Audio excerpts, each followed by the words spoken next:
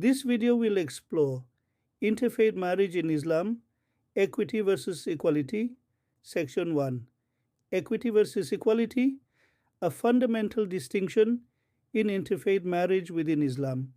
In Islam, marriage is more than a social contract. It is a spiritual journey aimed at mutual support and the creation of a harmonious family unit. This sacred bond encourages both partners to fulfill their religious duties and support each other in their faith. When discussing interfaith marriage in Islam, understanding the distinction between equity and equality is crucial. These terms, often used interchangeably, have significant differences that influence the interpretation and practice of marriage within the Islamic context.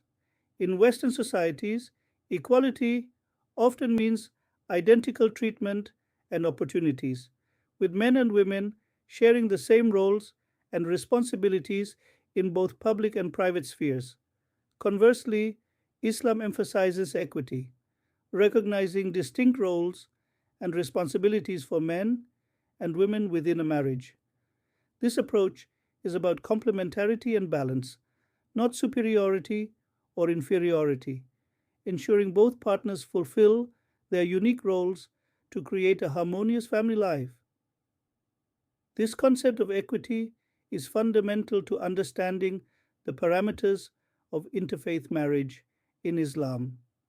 Guidelines and restrictions are viewed through this lens to preserve the spiritual integrity and harmony of the family unit.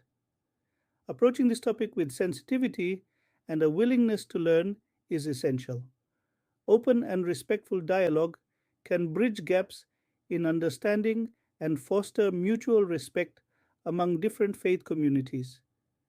This discussion will explore why Muslim men are permitted to marry Christian or Jewish women, while Muslim women are restricted from marrying outside the faith. These guidelines are rooted in historical, cultural, and theological contexts that have shaped Islamic jurisprudence over centuries. The focus will be on the Islamic emphasis on equity, not equality, and how this principle shapes roles and responsibilities within an interfaith marriage.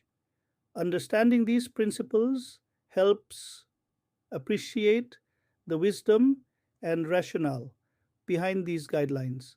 By examining scriptural references, scholarly interpretations, and practical examples, this discussion aims to provide a nuanced understanding of interfaith marriage in Islam. It will highlight how these principles are applied in real life scenarios and their impact on interfaith couples. Cultural sensitivity and respect are crucial when approaching this topic, recognizing the diversity of practices and interpretations within the Muslim community. This fosters a more inclusive and understanding environment for interfaith marriages and their unique challenges. The Quran provides clear evidence regarding the prohibition of Muslim women marrying non-Muslim men. Surah Al-Baqarah 2-21 states, "And do not marry polytheistic men to your women until they believe, and a believing slave is better than a polytheist, even though he might please you. Those invite you to the fire, but Allah invites to paradise and to forgiveness by His permission, and He makes clear His verses to the people that perhaps they may remember." Additionally, Surah Al-Mumtahina 60:10 emphasizes, "O you who have believed, when the believing women come to you as emigrants, examine them. Allah is most knowing as to their faith. And if you know them to be believers, then do not return them to the disbelievers. They are not lawful wives for them, nor are they lawful husbands for them." The hadith from Sunan Abu Dawud further supports this view. The Prophet, peace and blessings be upon him, said, "A Muslim woman may not be married to a non-Muslim man." Sunan Abu Dawud, Book 11, Hadith 2045.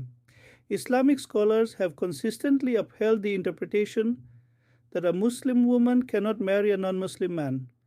The rationale behind this ruling includes the protection of faith, family dynamics, and cultural and religious integration. The prohibition of Muslim women marrying non Muslim men is well established in Islamic jurisprudence based on clear Quranic verses, hadith, and scholarly consensus. This ruling aims to protect the faith and ensure the religious integrity of the Muslim family. Section 2. Distinct Roles, Shared Harmony. Understanding Gender Roles in Islam. Central to understanding the Islamic perspective on interfaith marriage is recognizing the distinct roles Islam assigns to men and women. These roles are not viewed as hierarchical, but rather as complementary, each contributing to the equilibrium and spiritual growth of the family unit. Men, as husbands, are entrusted with the responsibility of financial provision for the family. This includes providing a home, food, and meeting the material needs of their wives and children. This financial obligation is considered a fundamental aspect of a man's duty within a marriage. Women, in their role as wives and mothers, are seen as the heart of the household. They are the primary caregivers, nurturing their children's emotional and spiritual development, creating a loving and supportive home environment.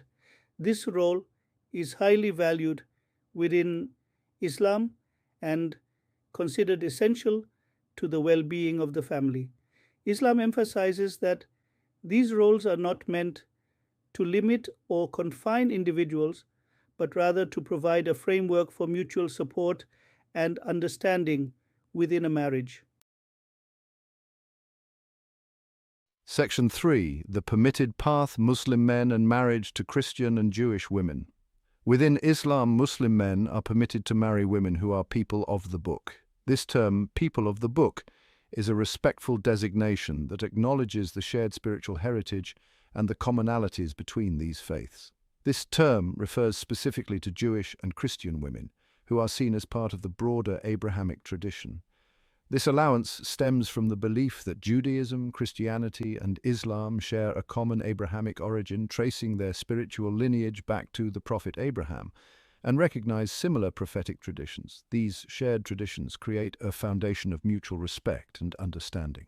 The Quran acknowledges the scriptures revealed to Jews and Christians, recognizing their divine origin and the guidance they provide to their followers, referring to them as al-Kitab, or people of the book. This term signifies a special status and respect within the Islamic tradition. This recognition of shared spiritual ground fosters a sense of community and mutual respect, allowing for the possibility of marriage between Muslim men and women from these faiths. Such marriages are seen as a bridge between communities, promoting understanding and harmony. The Quran states, "This day all good things have been made lawful for you." This verse underscores the permissibility and the divine sanction of such unions, and the food of those who were given the scripture is lawful for you, and your food is lawful for them. This mutual acceptance extends to dietary laws, further promoting social and familial bonds. And lawful in marriage are chaste women from among the believers, emphasizing the importance of chastity and moral integrity in such unions. And chaste women from among those who were given the scripture before you, highlighting the respect for the moral and spiritual values of these women.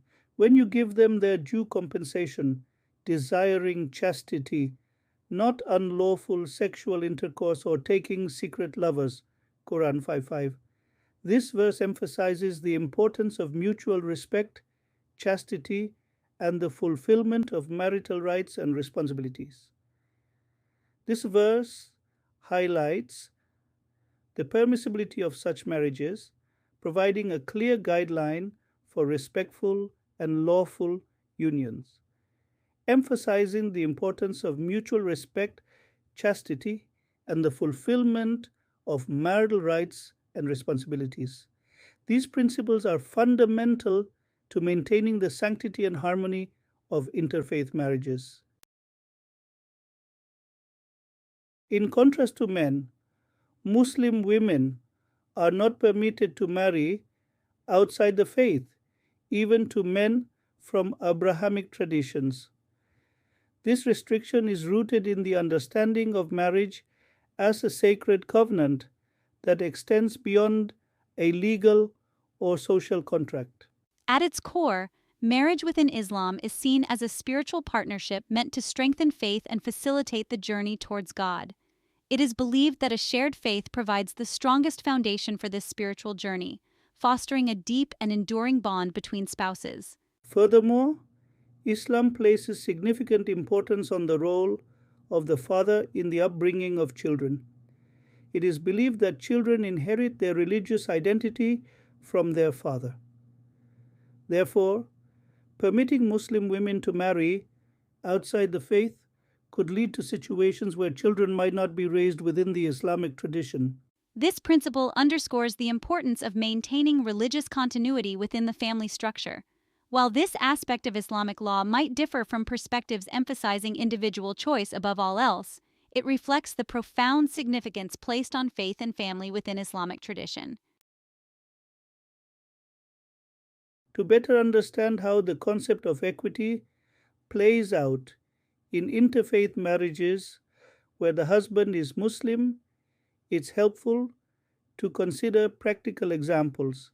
These examples can provide a clearer picture of how couples navigate their differences while maintaining a balanced and respectful relationship. Take, for instance, the financial responsibilities within a marriage. In many interfaith marriages, financial equity is a key component. Even if the wife chooses to work, the financial burden of the household remains primarily with the husband. This traditional approach ensures that the wife has the freedom to pursue her career or personal interests without the added pressure of being the primary breadwinner. This ensures that the wife is not pressured to compromise her religious practices or family responsibilities for financial reasons. For instance, during the holy month of Ramadan, she can focus on her fasting and spiritual observances without the stress of financial obligations. For example, she would not be obligated to work during Ramadan if it interfered with her fasting or spiritual observances. This respect for her religious practices is a crucial aspect of equity in the marriage. Another example can be seen in the observance of religious practices within the home. The household often becomes a space where both faiths are acknowledged and respected. While a Muslim man married to a Christian or Jewish woman is obligated to respect his wife's faith and practices, the expectation is that the household itself will generally adhere to Islamic principles. This means that the home environment is shaped by Islamic values and traditions.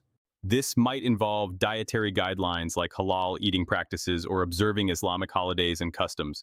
These practices ensure that the family maintains a cohesive spiritual environment.